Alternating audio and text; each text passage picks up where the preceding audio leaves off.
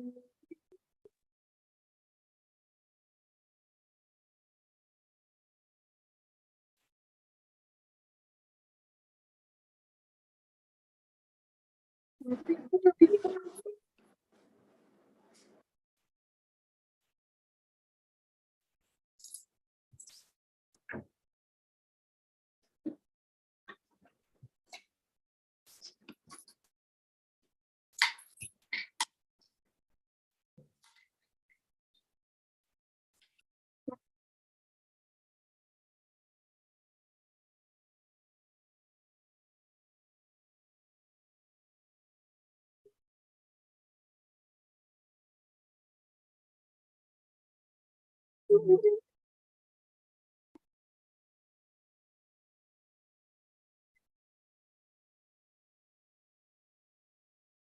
namaskar, hello, and welcome to this last episode of Know the Nobels for the year 2023. And when we left on Friday, when the Nobel Peace Prize was announced, and it also went to a woman for her struggles for womanhood in Iran. And over the weekend, the world has seen an unprecedented break of violence on the Israeli theater.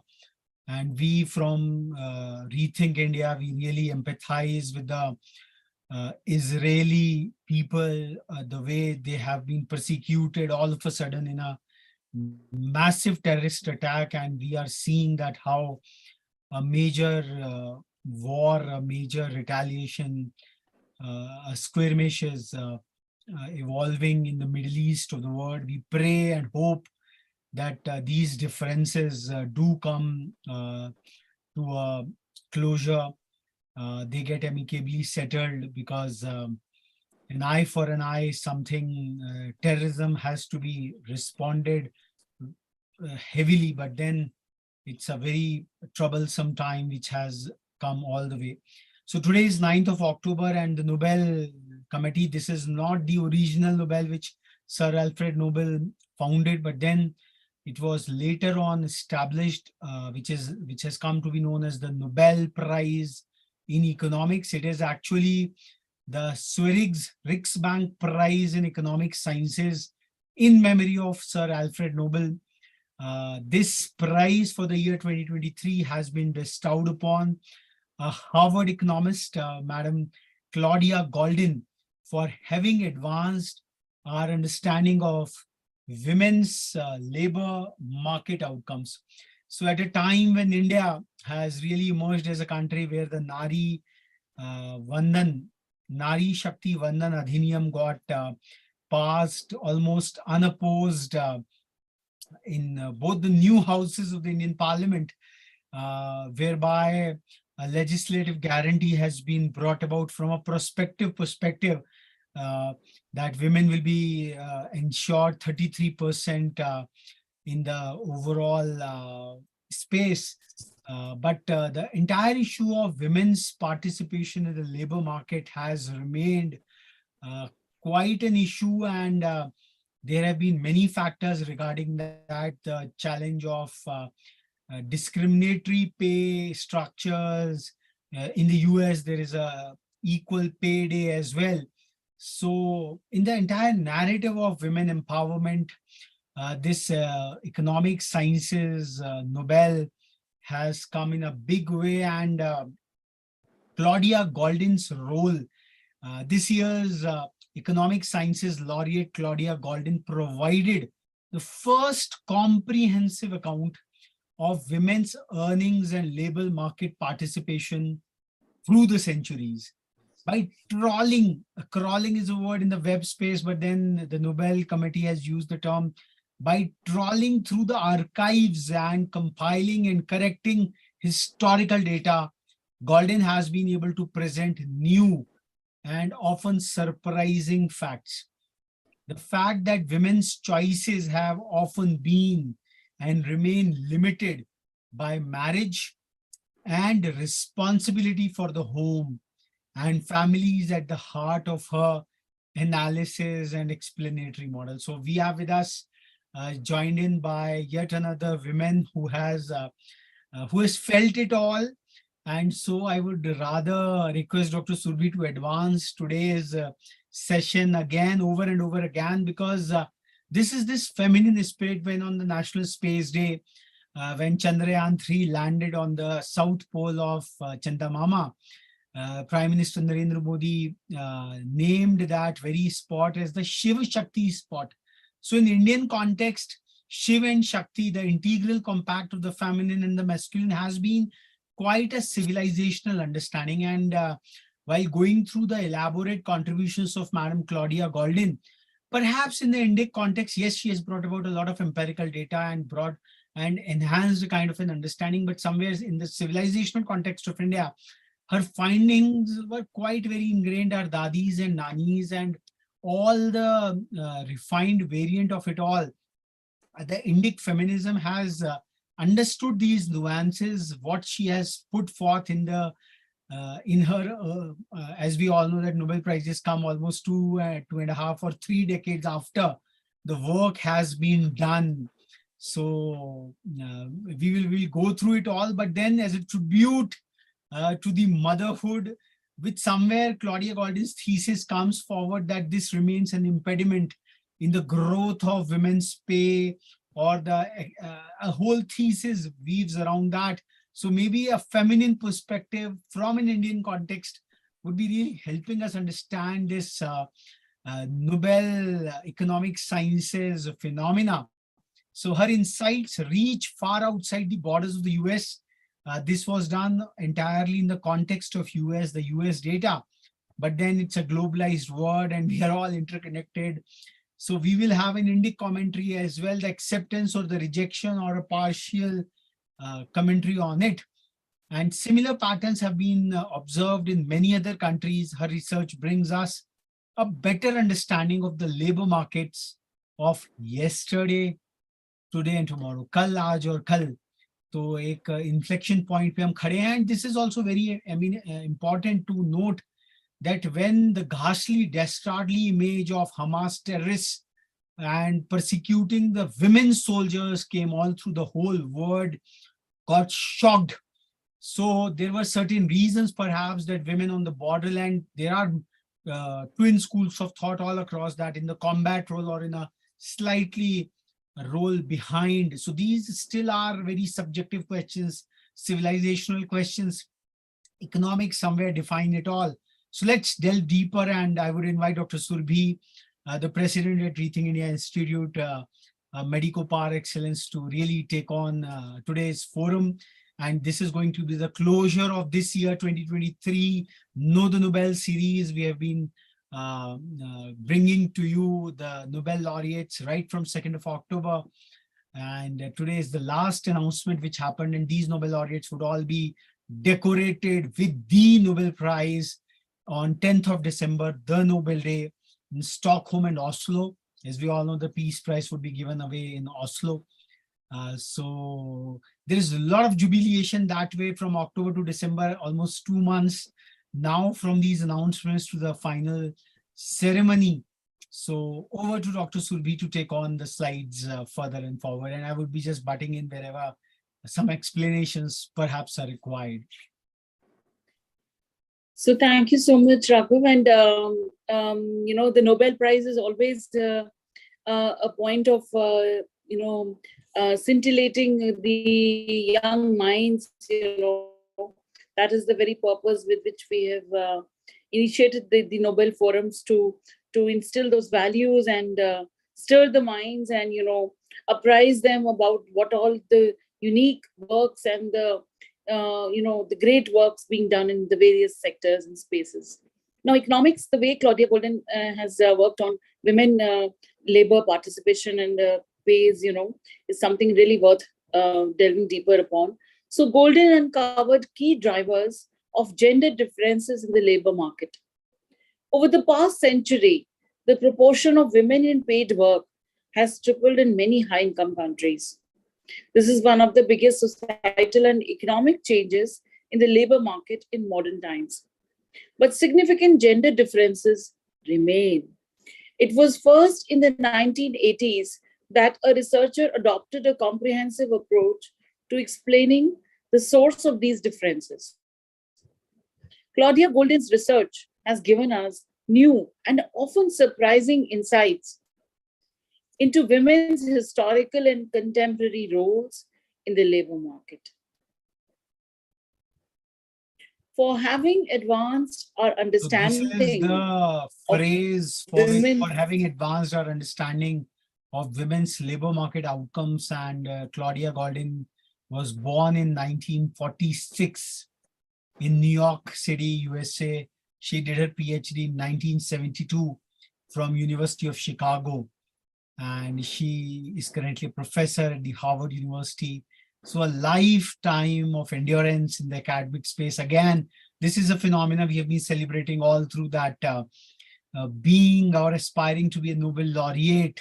So it's a lifelong pursuit in academic scholarship, whichever field you choose, from medicine to physics to chemistry to literature to even peace. Peace is perhaps much more tougher part, as we saw in the case of Nargis Mohammadi, that she is incarcerated in an Iranian prison and still fighting the authoritative autocratic regime over there. So the next slide, yeah. The Prize in Economic Sciences 2023. Over the past century, the proportion of women in paid work has tripled in many high-income countries. This is one of the biggest societal and economic changes in the labor market in modern times, but significant gender differences remain. It was first in the 1980s that a researcher adopted a comprehensive approach to explaining the source of these differences.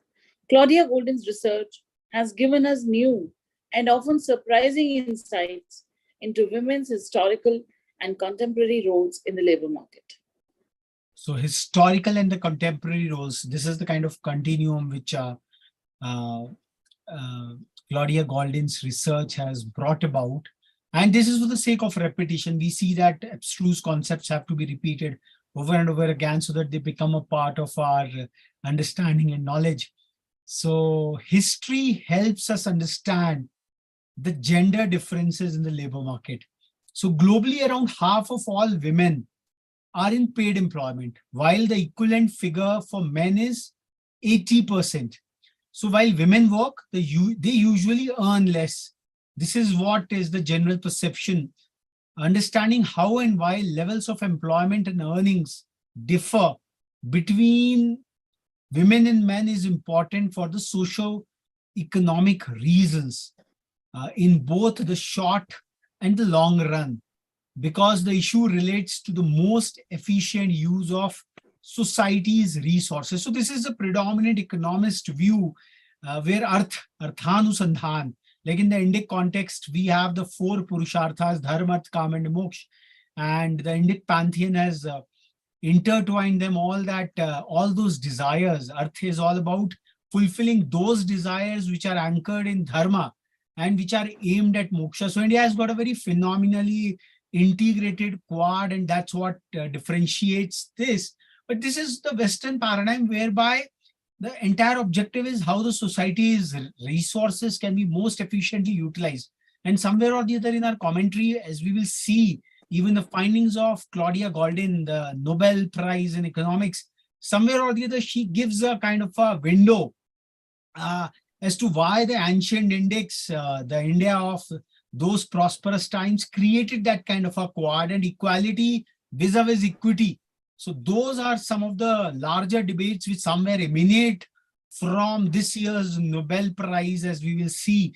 So going through this huge empirical studies, what Madam Golden did. So if women do not have the same opportunity to participate in the labor market, or they participate on unequal terms, labor and expertise are wasted. So this is a kind of a hypothesis that they should have equal opportunities and the labor and expertise are wasted. But then this is an inhumane model in the doctrine of integral humanism, where humans are at the center of it all. So we are not machines that we have to be put on to kind of productive utilization. We have the concept of Ashtalakshmis in the domain of economic science, we say. So it is not the material wealth alone. We have a octet which the Indic thought, and we would be all celebrating the festival of Diwali coming forward. So Ashtalakshmis are what which the Indics have envisioned, and they have built a very fine society all through. So scholarships do come, and then deeper layers of them start working over there. But we are accepting that this is what they are asserting, that it is economically inefficient for jobs not to go to the most qualified person, and if pay differs for performing the same work, women may be disincentivized to work and have a career. So this is predominantly from that singular axis of productivity, of I would say equality of opportunity, so on and so forth. So by combining innovative methods in economic history with an economic approach, Goldin has demonstrated that several different factors have historically influenced and still influence kal, aaj aur kal. So because today when we are going deeper into this theory, so as a society, as a scholarly domain, we have to decide upon the future as well. So the supply of and the demand for female labor. So Goldin has studied very elaborately and brought about some of those factors which have been there in our Indian drawing rooms quite very well. And you like it or not, but that is what some of the leading leaders across, the feminine leaders, have accepted them, and they have found out their way through. And these include women's opportunities for combining paid work and family, decisions relating to education and child rearing. So somewhere or the other, two factors, what this formal research has brought about is the decision pertaining to family and child rearing, which affect the level of employment which women go through in the labor market, and perhaps the pay differences, whatever exist all through. And technical innovations, laws and norms, and the structural transformation of the economy. So in turn, her results have enabled a better understanding of how and why rates of employment and pay differ between women and men. And to achieve these insights, Goldin looked back for over 200 years. So this is what in the rear view mirror, Dr. Surbhi. Over the last few centuries, society has experienced significant political, social, and technological changes. Contemporary industrialized countries have enjoyed steady economic growth since the Industrial Revolution. It would be easy to believe that women's participation in the labor force would follow the same trend. But Goldin's research has shown that this is not the case. Looking in the rearview mirror, she has created an understanding of how women's circumstances changed as the economy was transformed from a traditional agrarian economy to contemporary society. However, some parts of this mirror were smudged due to women's work being underreported in historical sources, and these smudges needed wiping away. When this was done, Goldin could allow the overall picture to emerge by analyzing both the corrected and new historical data. When she zoomed in on US history, this picture became crystal clear.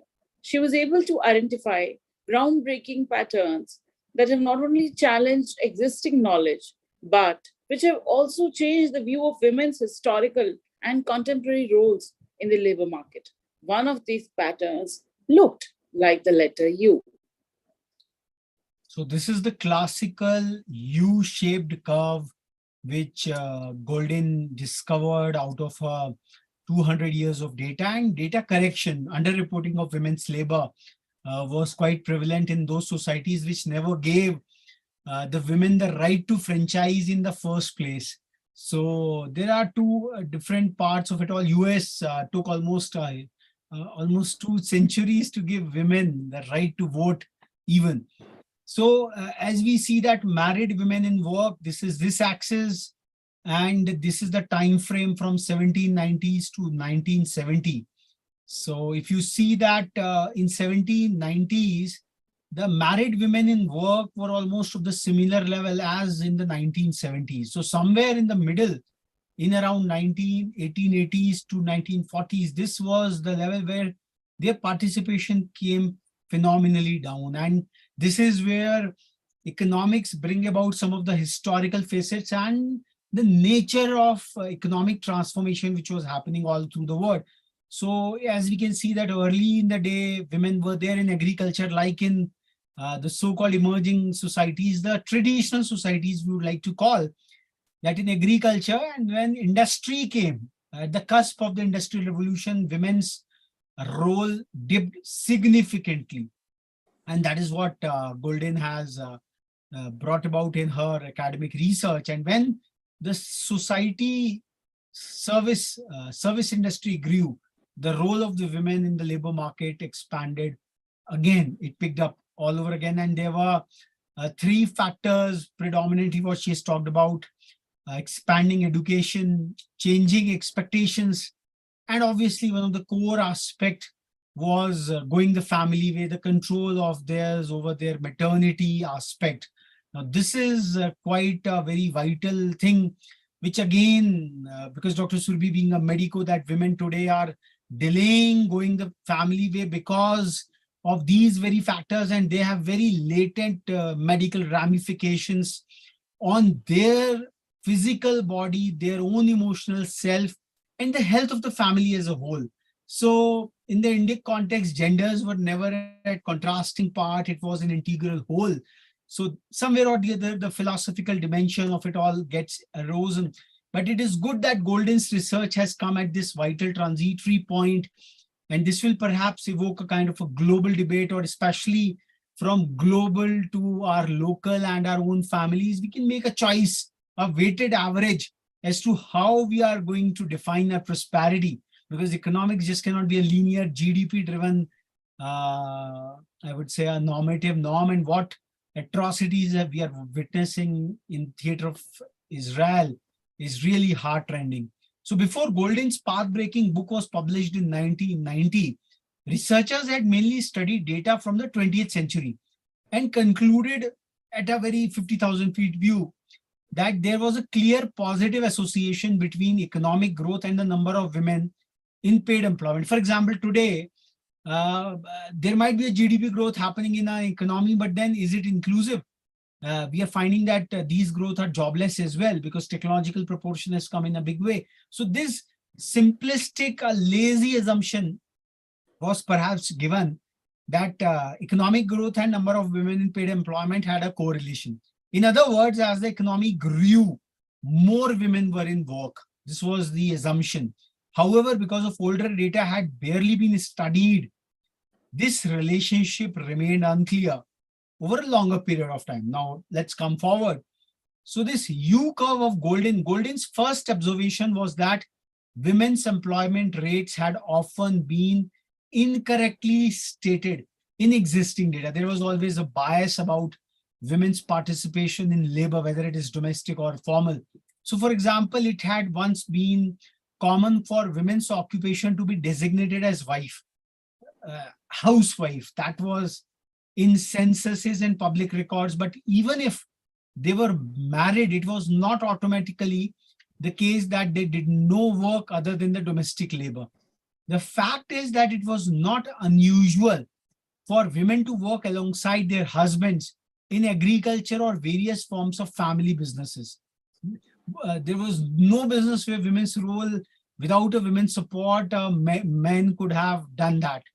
So those were the biases which Golden removed. And women also worked in cottage industries or production in the home, such as with textiles or dairy goods. But their work was not always registered correctly in the historical record. By compiling new databases using historical time use surveys, industrial statistics, and censuses, Golden was able to correct the data on women's participation in labor market. This was her first significant contribution. She established that the proportion of women in the US labor force was considerably greater at the end of the 1890s than was shown in the official statistics. For example, her corrections demonstrated that the employment rate for married women was almost 3 times greater than that registered in censuses. So she tripled statistically, and that is what they were not lazy ladies at the back of the house. They were working so very hard all through that. That is what Golden established through her statistical genius.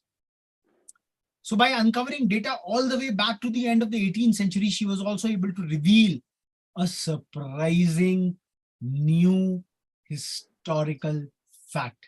So this is what the beauty of economic sciences is all about, that it delves deeper into data, culls out information, translate that information into knowledge, and then leaves the entire community to work at the wisdom level. Wisdom is so very personal, coming out of from this knowledge. So this historical fact, this information and knowledge which she created, that prior to the rise of industrialization in the 19th century, women were more likely to participate in the labor force.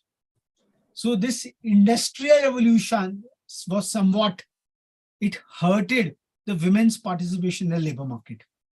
One reason for this was that industrialization made it harder for many married women to work from home and so combine work and family. So before industrial revolution, it was all a family enterprise, a micro enterprise like family farming, cottage industries. That is what we find in the maximum of the global south. But then industrialization, the big factories, the hazardous conditions, capital in one way, all that stuff, it made difficult for the women to participate. So this is a very terrific, I would say, a modern discovery what Golden has done. So Golden documented this in an innovative manner using data from over 10,000 female households head in 18th century Philadelphia. Even if Golden was able to show that many unmarried women were employed in manufacturing during the industrial era, in some states up to 40% of all young women worked in industry. The total labor force declined. Even if the unmarried used to work, but the total female workforce, it declined. So this is a new, I would say, insight what Golden's work has brought about. And this has a lot of manifestation when the world is sitting at the cusp of the fourth industrial revolution. So this is the state of affairs as the first industrial revolution, which happened at the start of the 19th century. Let's move forward. So along with the previously known increase at the start of the 20th century, Golden showed that the women's historical participation in the US labor force could be described using a U-shaped curve for the 200-year period from the end of the 18th century. So she has statistically proven this. And because economic growth was steady throughout the period, Golden's curve demonstrated that there is no historically consistent association between women's participation in the labor market and economic growth. So she broke that earlier perception, earlier 50,000 feet view, that there is no correlation. It is not essential that women's participation increased, and that's why economic growth increased. So this was one core thing which she brought about. And her U curve is so very phenomenal. And if from a sociological perspective, if from other perspectives, we start studying it, the industrial revolution presented to be a hazardous. There were certain conditions. What were those? That overall women's contribution in the labor market, it declined phenomenally. So we now know that this U-shape is no way unique to the US and holds true in many other countries. These insights make it possible to better map and understand women's position in the labor market internationally. So maybe some of the hypotheses, some of the conventions, some of the taboos, traditions, so they all come to the fold. This is, I would say, enlightening the debate all over again. So in other words, we should not count on economic growth automatically reducing gender differences in the labor market. But what explains the differences? Why is equality progressing so slowly? So again, we will say that this thought of equality versus equity, this is again a very civilizational question. But then this was the next Golden's query ki bhai aisa kyun? Why? Golden established that marriage is one important explanation, and again I would bring in Dr. Surbhi. She witnesses the young expiring females who are delaying their marriages, who are delaying their family way. Doctors know that post 35 years of age, bearing a child becomes so very difficult. The whole play of IVF, the whole play of surrogacy, the whole societal curve is somewhere getting disrupted, even in the services age, because even after having a huge number of mechanisms, and this is controlled artificially, but then there is other lopside of it all. And Golden has perhaps touched the hornet's nest, where the civilizationist would come back. Oh, this is what my Pardadi used to say, but this was the wisdom.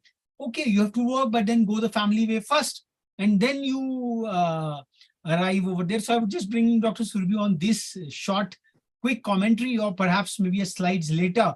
I would bring her because Golden has very terrifically, and this is what the narrative is not coming from a nanny or a dadi. This comes from the Nobel Committee, that do you take this man to be your lawfully wedded husband? This is the title, a subtitle within the whole note, which has come for the Nobel Prize in Economics for the year 2023.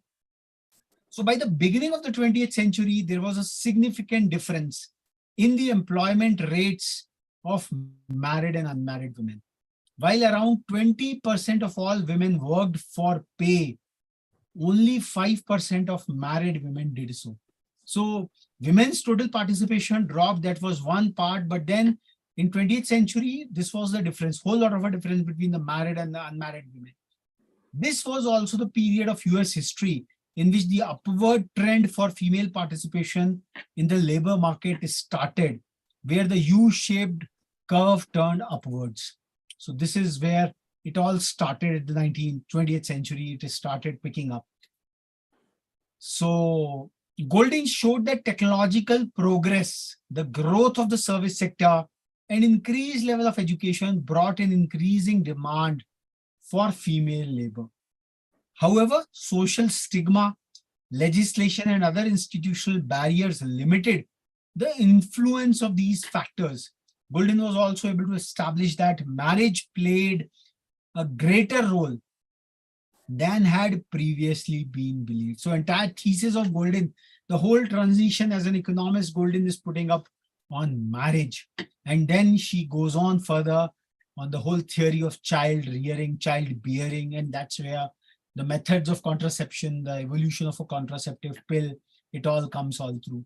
So Golden noted that legislation known as marriage bars often prevented married women from continuing their employment as teachers or office workers.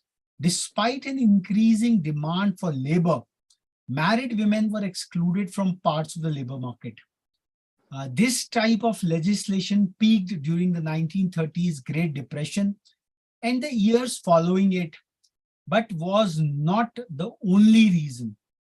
Golden also demonstrated that there was another important factor in the slow reduction of the gap between men's and women's rate of employment, namely women's expectations for their future careers. So she has introduced a very important economic, like we have the concept of demand, the utils, all that stuff. So she brought about the women's own expectations for their future career. So society is a very complex schema, and man, money and material, that is what the classical economics talks about. So man means the human labor. So the whole agenda of the economist had been to maximize the human labor so that they can exploit the material resources and then create money out of it. So this women's expectation for their future careers, now this is how Godwin defines it. So the importance of expectations, over to Dr. Sudhi. The labor market consists of different generations, cohorts who face different circumstances when making their life choices. Golden developed a cohort based approach to the analysis of what happens when a cohort enters the labor market. In the early 20th century, for example, most women were only expected to work for a few years prior to marriage and then to exit the labor market upon marriage, which influenced their educational choices. Golden showed that in periods of rapid development, women may take decisions based on expectations that later do not come to fruition. In the second half of the 20th century, societal changes meant that married women often returned to the labor force once their children were older. The job opportunities they then had were based on educational choices made perhaps 25 years previously, at a time when they, according to contemporary social norms, were not expected to have a career. Many women who were young in the 1950s had mothers who were housewives, and when their mothers returned to the labor market, the daughters had already chosen their educational paths. In other words, the daughters did not expect to have a career when they planned their future. And it only became apparent much later that they could have the one that was long and active. For much of the 20th century, women underestimated how much they would work. Expectations and outcomes did not start to converge until the 1970s. Consequently, women who were young in that period invested more in their education. In recent decades, women have become increasingly likely to study. And in high income countries, women generally have a higher level of education than men. So this was all the vacillations between the expectations and the fruition. So the labor market, the way they saw their seniors, their own mothers or the other women in the family. So that defined their educational choices. कि भाई क्या करना है इसके आगे पढ़कर, but so it was all a very transitory phase where the world was still on that factory model industrialization stage. So this is what the expectation model of Golden, that opportunities are ahead, but expectations are way behind. So this is the classic conundrum, the classic paradox which the women used to face. And this somewhere defined or affected their levels of employment in the labor market and also the pay structures and all that stuff. So we'll further build upon it. So the way that women often left the labor force for an extended period after marriage, the maternity period as they used to say, also explains why the average employment level for women increased by so little, despite the massive influx of women into the labor market in the latter half of the 20th century. Also because women who had spent many years at home with their children long comprised a large proportion of the female labor force, the cohort-based approach explains why progress appears to be slower than it actually was. For example, if participation in labor market was 20% for one generation and 40% for a later generation, the average participation will be 30%, given that the generations are of equal size. Despite labor market participation actually doubling between these two generations. So this is the classical economic challenge which was observed. So however, even if changing societal norms, so this is the crux, societal norms, new patterns in labor market and increasing levels of education influenced women's level of employment. More recent innovations have fundamentally changed their opportunities for both planning and having a career. And one of these innovations was a tiny pill. Now, this is where a medico and a feminist, and I think this is a very complex commentary, but then this is what makes this year's Nobel Prize so very exciting, opening up newer vistas and linking it back to the classical wisdom. Dr. Surbhi. So the power of the pill. Women's labor market expectations changed at the end of the 1960s when the pill was introduced. An easy to use family planning and contraceptive method women could independently control. By utilizing the fact that young women could access the pill in different years in different US states, Golden and her co-author Lawrence Katz demonstrated the power of the pill. Golden found that the pill resulted in women delaying marriage and childbirth. They also made other career choices, and an increasing proportion of women started to study economics, law, and medicine. The affected groups were those born in the 1950s who thus had access to the pill when they were young. You see, law and medicine both, are longer courses in which they need to sustain, for a longer period of time and stay in that study mode. So the pill has definitely enabled the women to, even if they are of a higher age, to continue their studies in that fashion. In other words, the pill meant that women could better plan their future and thus also be clearer about what they expected, giving them entirely new incentives to invest in their education and careers. However, I feel, that this has the other side to it as well, where we say that the pill resulted in women delaying marriage and childbirth.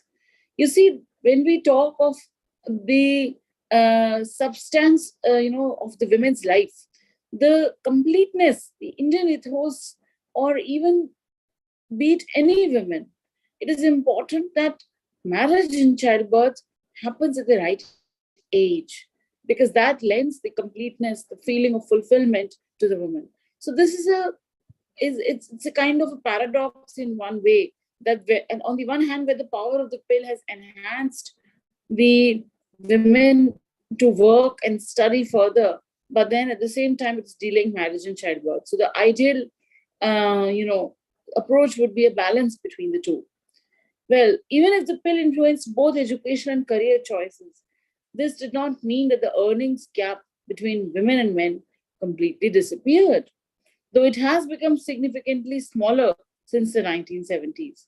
To understand how the earnings gap changed over history, Golden once again decided to look in the rearview mirror. So this is the third dimension which now Golden explores. So first, she sanitized the data. She proved that women's proportion in the whole labor market was at least 3 times. It was underreported because there was a bias and their work was concluded by the censuses as a wifey work. But they were the movers and shakers in the agrarian economies. They were the movers and shakers in the cottage industries. But then when the industrial revolution came, so then Golden again broke that myth that the economic growth had an increased participation of the women folk, and she proved statistically that the overall women participation, because of the factory culture, because work and home could not be balanced because of the hazardous nature of it all.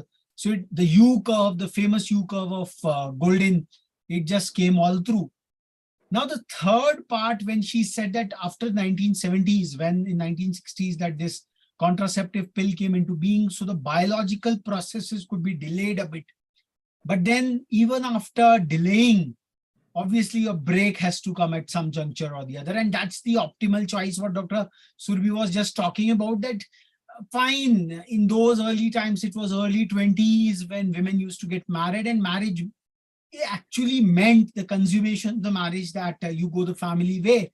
And then the early 20s, the family used to get stabilized, and then the women participated all through. Women have a larger life expectancy. That is the global, I would say, understanding.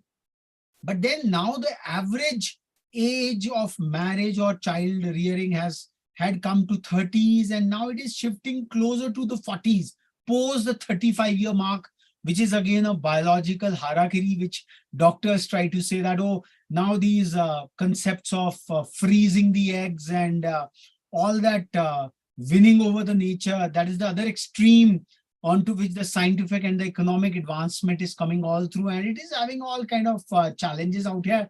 So perhaps Golden's research, this 2023 Nobel Prize in Economics has come, it has triggered, it would perhaps trigger a whole lot of because she has seen a lot of rear view.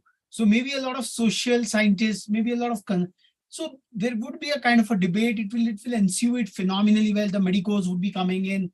How much IVF, how much of the cesareans have to be done, or producing childbirth or having childbearing is a index of prosperity or not. So some of these questions which have been taken in this age of this era of progressiveness, perhaps 50 years back, might be reconsidered, and especially the horrendous episodes what we saw of the brutalities extended to the women at the frontiers of it all. Israel, one of the most valiant of the civilizations, valiant of the people, they're valorful women, but their persecution just at being at the frontier head somewhere might have a strategic underplay as well. So those questions I think would come over and over again. And this is where Goldin said that, okay, fine, you might have delayed your pregnancies, you might have delayed your marriage, but still the earning gaps between women and man did not completely disappear. They remained. And then she saw again why this happened and why this is still persists. And then the question remains on the policy planners at all levels as to how we want to shape up future. So historical earning gaps, this is what Goldin found, that Goldin began by compiling statistics from a range of sources, producing the first long series on the pay gap between men and women. And using materials that covered 200 years, she was able to demonstrate that many historically important structural changes in the labor market actually benefited women. Long before the issue of equality was a priority. Equality is a later priority which came through. The gender earnings gap lessened significantly during the Industrial Revolution, which was in the period of 1820s to 1850. And when demand for administrative and clerical services increased, when corporations grew up and middle tier of management started coming in, a lot of clerical and administrative roles were required, 1890s to 1930s. However, despite economic growth, increasing education levels among women and a doubling in the proportion of women working for pay, the earning gaps essentially stayed the same between 1930s and 1980s. For 50 long years, the earning gap remained all the same. Now, using these statistics, Goldin was also able to show that pay discrimination, the pay differences that cannot be explained by observed differences in factors such as productivity, education, and age, there is a pay discrimination that affected women, increased significantly with the growth of the service sector in the 20th century. Now, again, an anomaly, again, a illogical anomaly, the way we saw, I would say, in the quantum dot episode, when the chemist saw that the same material is producing two different absorption color glasses and all that stuff. So the pay gap increased with the increase of even the economic growth is happening, even the participation of women is increasing, the pay gaps increased, even the women have the power to delay their marriages and childbirth, helping them to participate. So prior to this, women usually worked in, why this happened? Again, an anomaly, the U-curve type of reality which came through. Prior to this, women usually worked in sectors where pay was based on piece work. Workers in these types of industries, whether male or female, piece work we can correlate with the gig economy today. If I carry, say, 10 passengers in my Ola or Uber, I would earn 10 or 15. There is no fixed pay for the larger duration of it all. So workers in these type of industries, whether male or female, again, it was a kind of a industrialization going back to the cottage work. Piece work was given. Even today, a whole network keeps on working. So they were paid in relation to their productivity. So many of the handicrafts, what we see in rural hinterland of India, women get very handsomely paid because they have the craft and the art. If they can finish it off a kumauni pichoda made by hand, they will get the wage for the completion of that work. So they were paid in relation to their productivity. Doesn't matter male or female, the outcome mattered. Between the end of the 19th century and 1940s, the pay difference between men and women that can be attributed to discrimination increased from 20 to 55%. This was the gap which swelled in the manufacturing industry. In other words, pay discrimination increased somewhat surprisingly at the same time as the earning gaps between men and women decreased. One reason for this was that piece work contracts were increasingly abandoned in favor of pay systems based on a monthly wage. Masik jo pay structures and that started coming in because larger corporations started becoming in. They had the data, how much a person can do it. So they've said, okay, we will pay you a fixed amount for a month. And then all kind of benefits started accruing after that. The gig economy is again on the anvil. We can see that how the global economy is changing in a big way. So Golden showed that in association with the introduction of modern pay systems, employers tended to benefit employees with long and uninterrupted careers. Again, so you might have delayed your family way, you might have delayed your marriageable age, but then employers' expectation used to remain, oh, this lady will break out for a while. So they were looking for long and uninterrupted careers to build up their corporations. So expectations thus played a role, not just for potential female employees, but also their potential employees. So we saw the play of expectations in terms of females, that when they had seen their mothers joining back the career age, they had a kind of an expectation. So the employer's expectation is again a factor which has come through over here.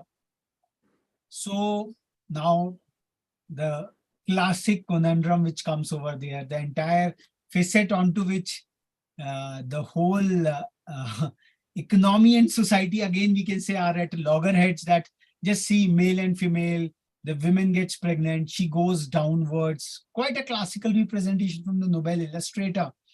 The man has a steady path, but the female, she has to be, because this is biology. So somewhere or the other, the role of women has to be heightened up. The equality has to be somewhere seen in the facet of equity, that this is a family. You cannot see them as two different poles. They are an integrated whole, and that's what is a kind of a perception which has to be built across. So they are rearing the child, and once they join back, ye kafi lamba ho gaya, the man is growing, the women has made sacrifices and compromises. So is it distinctive or is it a collective whole? It has to be seen. Again, the social consciousness has to be brought over there, and that's what defines differences between the nationalities or the cultures or traditions. What is right, what is wrong is again a very subjective choices. So over to Dr. Surbhi to explain this parenthood effect. So we can now see that the earnings gap between women and men in high-income countries is somewhere between 10 and 20%. Even though many of these countries have equal pay legislation and women are often more educated than men. Why is this? Golden attempts to answer precisely this question, and among other things, succeeds in identifying one key explanation: parenthood. By studying how differences in income between men and women changed over time, Golden and her co-authors, Marianne Bertrand and Lawrence Katz, demonstrated in an article from 2010 that initial earning differences are small. However, as soon as the first child arrives, the trend changes. Earnings immediately fall and do not increase at the same rate for women who have a child as they do for men. Even if they have the same education and profession, studies from other countries have confirmed Golden's conclusion, and parenthood can now almost entirely explain the income differences between women and men in high-income countries. Golden showed that this motherhood effect can partly be explained by the nature of contemporary labor markets, where many sectors expect employees to be constantly available and flexible in the face of the employer's demands. Because women often take greater responsibility than men for childcare. For example, this makes career progression and earnings increases more difficult. Tasks that are hard to combine with part-time work also makes it more challenging to maintain a career for the person in the household, usually the woman, who chooses to reduce their working hours. All these factors have far-reaching consequences for women's earnings. It's a kind of an optimization challenge which has come in the space of society. And economics is obviously a kind of a uh, serving facet, but is it the end or it is a means? So again, the philosophical question comes, that is parenthood a kind of an obstacle, or parenthood is a joy, and parenthood has to be factored into the human society as a whole. So this is quite on the cusp of economy and society, and this is why when we are moving forward and further in the global economic space, where conflict and I would say conflict has become between the nations so very strong that for 1.5 years we are having the Ukraine and Russia skirmish, and now the another theater of conflict has emerged. But then the conflicts, is it a conflict or is it a charm? Is a kind of a design. So I think this opens up a hornet's nest, not in the negative sense of the term, but looking back into the rear view, and what Rethink India calls in its own parlance is sthirta. In a VUCA-driven age, when questions like these, where scholars like Golden are coming and proving that parenthood effect, and so are women inferior or women are superior? So this is the perspective. So when Shiva Shakti point was defined, it was not the Shiva point, it is the Shiva Shakti point. It's a convergence of both. The family is a family. So is it the family income, the family prosperity matters, or is it the collective income of the 2 or 4 individuals out there? So the sum is, the whole is greater than sum of its parts. Whatever we call about it, it's an integrated whole or it's a splintered association out there. I think absolutely, I would agree here. Yeah. And I would like to add in something that, the woman is the mother, and as said by Golden, that the motherhood effect, yeah, she is very well suited in careers which blend with her life as an integral whole, be it cottage industries, be it even being a part of the family business, or being a part of some role which is in symphony with her family life. Because you see, prosperity cannot be singularly measured by GDP. This is what we feel, that it is the overall prosperity of society, and parenthood, families, these constitute essential integral units of society.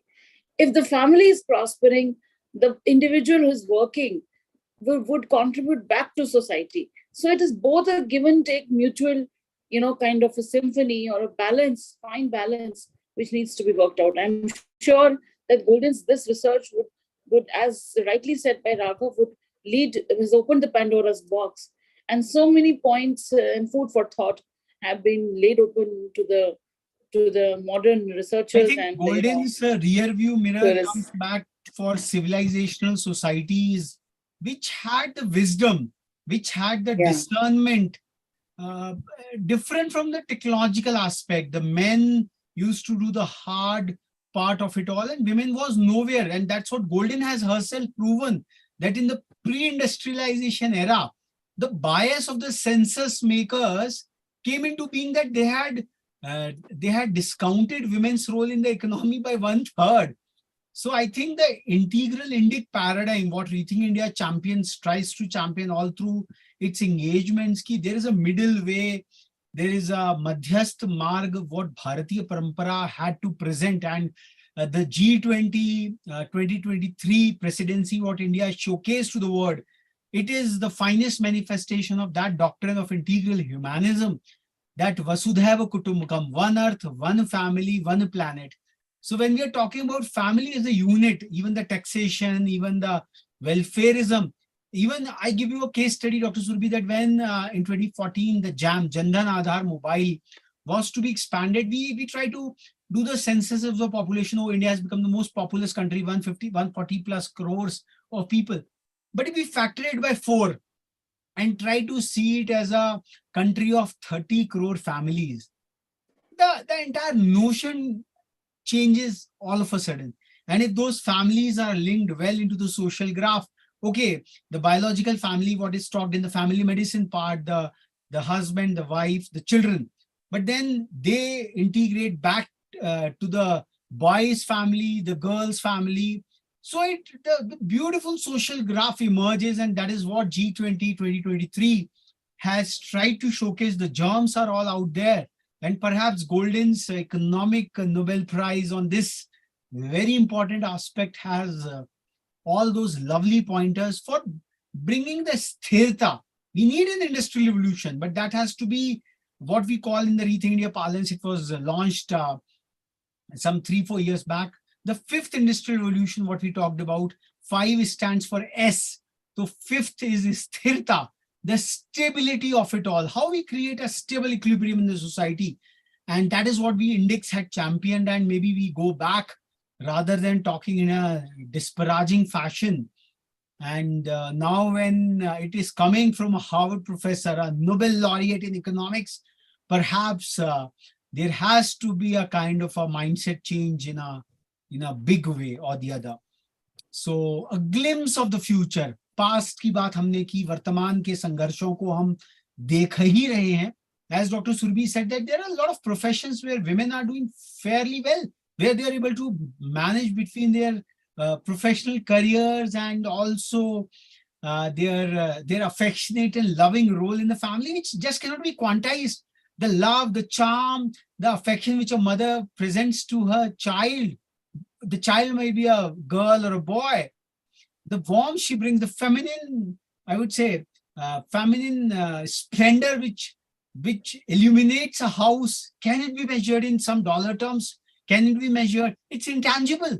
And that is what brings in that, because apart from the GDP, the per capita incomes, there are certain intangibles which we all long for. Peace, warmth, love, affection, tranquil, joy, so on and so forth. So I think maybe in the furthering years, taking Golden's work, maybe Nobel Prize would be, Nobel committees would be identifying who are quantizing the intangibles also. The Ashtalakshmi concept of India perhaps might be empirically devised by some of the other scholars on the globe. So what is in the future? By trawling through the archives and compiling and correcting historical data, Golden has been able to present new and often surprising facts. So these new and surprising facts have been our civilizational wisdom for a long period of time. For example, the intermittent fasting, somewhere or the other in the tradition, we all used to know that fasting is so very good for the body. It is experiential evidence we have got. So empirical and experiential, when they integrate, perhaps human society can take strides in its collective fulfillment. And the strife which is happening in the Middle East is perhaps because of that aspect, ki ekam sad vipra bhuda vadanti. If we can have that attitude for synthesis and synergizing the various viewpoints, and that is happening at the national level, that is also happening in the crores of homes back somewhere or the other. We have created competitors between the genders rather than creating collaborators and seeing the Ardhanarishwara Swarupa, the precept what we had in Sanatan Bharat, the Shiv Shakti point, now it's a global point. India was the first country to land up at the South Pole on that very point. So she has also given us a deeper understanding of the factors that affect women's opportunities in the labor market. So she has defined a very earnest effort, a very scholarly effort, but having myriads of applications going forward.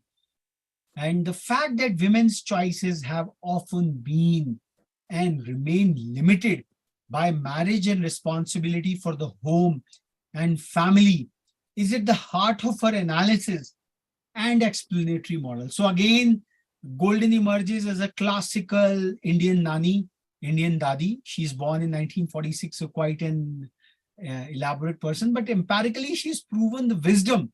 So it all depends on us that limitation is a point of elation So at times when we are limited by the gravity, we are limited by a lot of cosmic forces. So is it a limitation or is it an elation?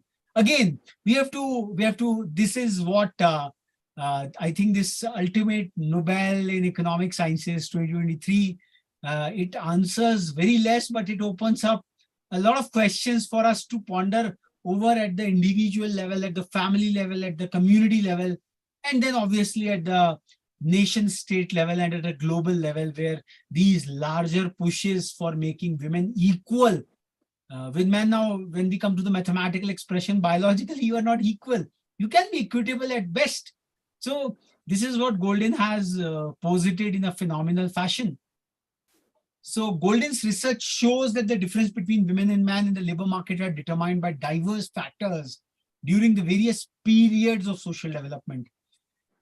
Policymakers who want to affect these differences must first understand why they exist. We used to understand, but then some taboos had come. Oh, this is regressive. You are torturing. You are not giving the rightful opportunities. I think she gives a beautiful framework for all the naysayers, and in fact, I tell you that as Dr. Surbi, she counsels a lot of aspiring females. She says that complete your family, do your duty to your maternity, and then go back to the careers.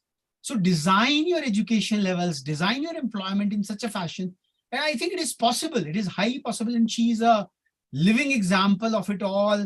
Very vital example. Maybe that's a subject matter of another talk, which we will be doing as a consequence of this very stirring Know the Nobels forum.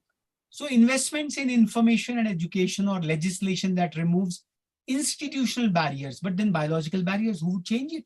Even if you delay the pregnancies or the marital ages, the whole industry, you're freezing your eggs, what kind of progeny you are getting. Now, this is the other side of the story. So this is a very scientific, integral analysis what Golden has produced. So it may have a significant effect for a certain time, particularly women's career expectations and educational levels lag behind those of men. However, the same investments probably have a limited effect in societies where women already have high levels of employment and are perhaps more highly educated than men. For example, we know that it is not enough for women to be educated on the same terms as men.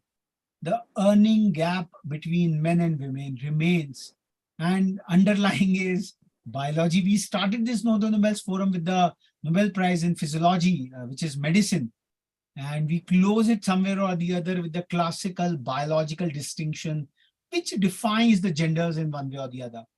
So the opportunity to plan and finance a return to the labor force after having children or to work more flexibly may be of greater importance. So when we are moving to the fourth industrial revolution, and what Rethink India envisages, like fourth industrial revolution gives VUCA, so add sthirta to it, bring the Indic paradigm. So why can't this, the U curve, what Goldwyn said on historical data, maybe women are employed pre-marriage, they take a break, the U curve is a kind of a marriage age, and then they swing it back. So with the economy becoming so intertwined, economy becoming so gig, and learning is now on the desktops with all the IT coming in. So I think a lot of knowledge professions which are emerging, the creator economy which we are looking at it, I think a fine balance, what Dr. Surbi mentioned at the very head start, can certainly be managed.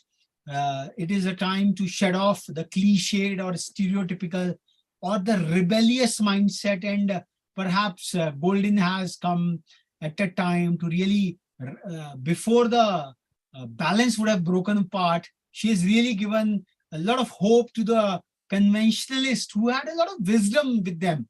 Not so much of data, not so much of information, but a lot of wisdom. And with faith and with bliss, this is what has given Indian society phenomenal stability. So Golden's studies have also taught us that change takes time. Now, which direction of change? It is again a very societal or a familial choice, because choices that affect entire careers are based on expectations that may later prove to be false. Now, this is again, a economist is coming that, okay, the young aspirational girls, okay, I will delay by my marriage for 10 years and then I will do this. At 40s, I can have this. But then most of these expectations may later prove to be false because it's a weighted average of multiple things which create prosperity. Gross domestic product is a eclectic, materialistic view. But then in the entire balanced view, the integral view, both material and spiritual, both tangibles and intangibles have to come together. And I would like to add in a point Yeah. here that medically it is known that the egg quality even goes down as the age progresses. So the quality of the genetic makeup and the offspring who is coming, the egg quality is reducing as the age progresses. So this is a very important point that we might delay pregnancy by 10 years, but the overall progeny, the quality of the, the health and the that genome is certainly, I mean, there are risks to it. There are a lot of costs to it. And So, overall, yeah. it is the woman who would be ultimately feeling fulfilled if she has both career and her marriage and parenthood. So we have to see that who's the end beneficiary. It's not only the woman first, but then the society and the country, and a happy, a united society is going to be productively efficient at work as well. That is So a point which we need to think again, the upon Nobel Committee brings in that US and history and similar lay developments emphasis in many other high-income on. countries show that change can be hidden for decades in aggregated statistics. So change has somehow become, without a qualifier, become a kind of a buzzword in today's leadership parlances. But then change in what direction? Is this change bringing stability, more prosperity? What is the goal of change? Is the goal of change is for some limited corporations who have to extract the maximum? Or the change is for the global good, change is for all? Is the change inclusive? So these are some of the questions which I think Golden's research and especially bestowing the Nobel Prize on her, it emerges that change can be hidden for decades in the aggregated statistics again. So maybe the kind of damage which the prolongation of the marriage or the child rearing, in Indian context, marriage and child rearing are one and the same thing. We don't see differently. So there are moralistic aspects in our society largely.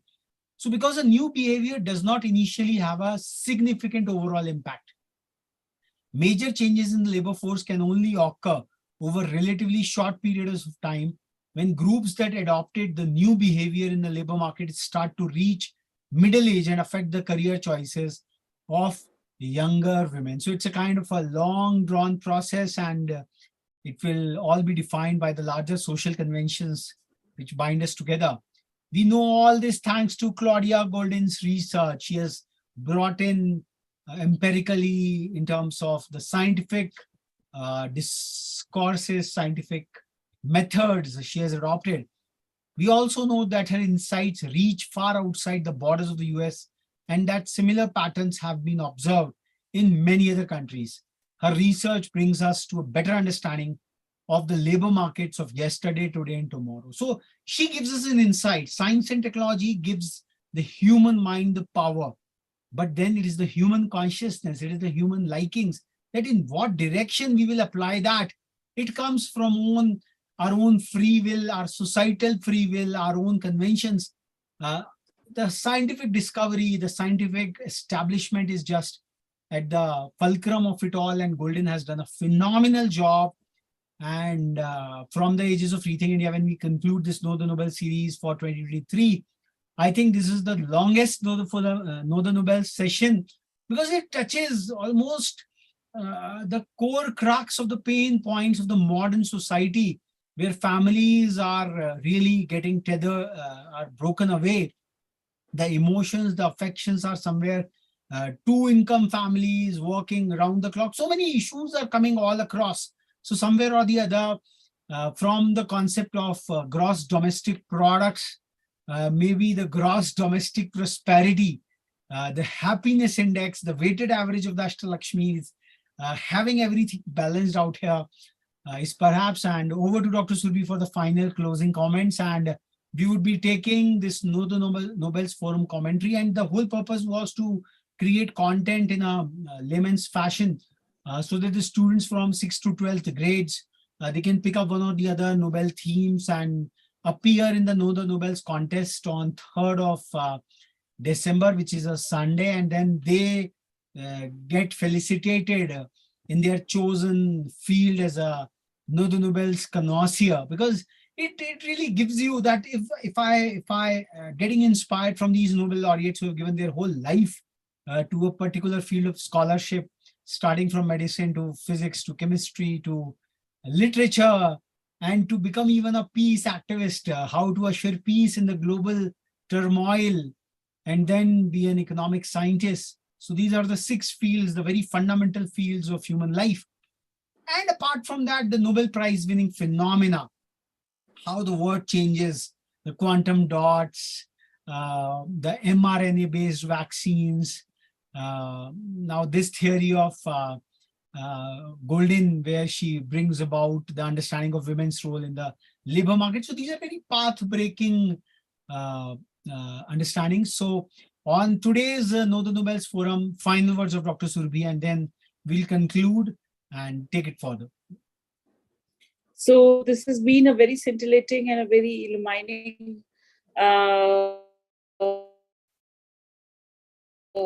journey even for us, because when we are delving deep into the Nobel discoveries, has given such a wonderful research, and be it economics, be it literature, be it peace, be it physiology or medicine, physics and chemistry, the Nobel laureates are, they are inspiration in themselves, their journey, their path-breaking work, their perseverance, and so much to learn from them.